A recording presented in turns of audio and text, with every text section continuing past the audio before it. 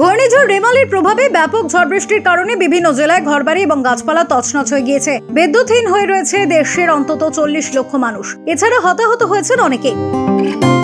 রবিবার সন্ধ্যা থেকে সোমবার দুপুর পর্যন্ত পাওয়া খবর অনুযায়ী চট্টগ্রাম, বরিশাল, পটুয়াখালী, ভোলা ও সাতক্ষীরায় অন্তত 6 জন নিহত হয়েছে। এদের মধ্যে সাতক্ষীরার শ্যামনগর উপজেলার গাবুরা ইউনিয়নের নাপিতখালী আশ্রয় কেন্দ্রে যাওয়ার রাস্তায় পড়ে গিয়ে শওকত মোড়ল নামে এক বৃদ্ধ নিহত হয়েছেন। ভোলার লালমোহনে দেয়াল চাপায় মানিজা খাতুন নামে এক নারী নিহত হয়েছেন। এছাড়া বরিশালে 2 জন এবং চট্টগ্রামে 1 জন নিহত হয়েছেন দেয়াল চাপা পড়ে। পটুয়াখালীর কলাপাড়ায় জলোচ্ছ্বাসে নিহত হয়েছেন 1 জন।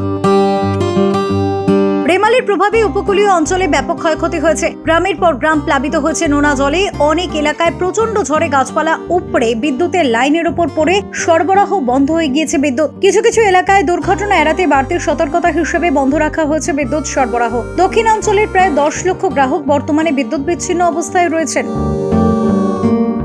বাংলাদেশ পল্লী বিদ্যুতায়ন বোর্ডের একটি সূত্র জানিয়েছে, ঘূর্ণিঝড়ের প্রভাবে দুর্ঘটনা এড়াতে 14টি পল্লী বিদ্যুৎ সমিতির 25,69,500 গ্রাহকের বিদ্যুৎ সরবরাহ বন্ধ রয়েছে। এছাড়া সবচেয়ে বেশি বিদ্যুৎহীন এলাকাগুলির মধ্যে রয়েছে পটুয়াখালী, বাগেরহাট, ভোলা, পিরোজপুর, সাতক্ষীরা, ঝালকাঠি জেলা। পটুয়াখালীতে 6 লক্ষ গ্রাহকের বিদ্যুৎ সরবরাহ বন্ধ।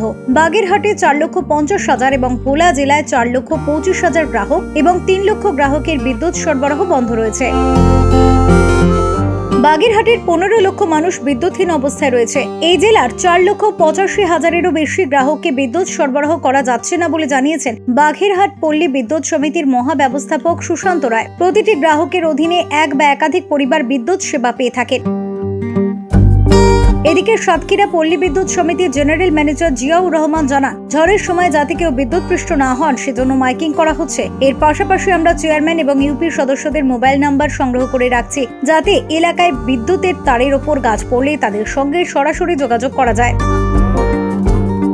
ওমানের দেওয়া আরবি নামের ঘূর্ণিঝড় রেমাল ইতিমধ্যে বাংলাদেশ অতিক্রম করলেও শেষ অংশের প্রভাবে সারা দেশে চলছে দমকা হাওয়া ও ভারী বর্ষণের তোড়। বাংলাদেশ উপকূলে অতিক্রমের সময় রেমালের গতিবেগ ছিল ঘন্টা প্রতি সর্বোচ্চ 100 থেকে 110 কিলোমিটার। মাঝে মাঝে এটা 120 কিলোমিটারেরও বয়ে গিয়েছে।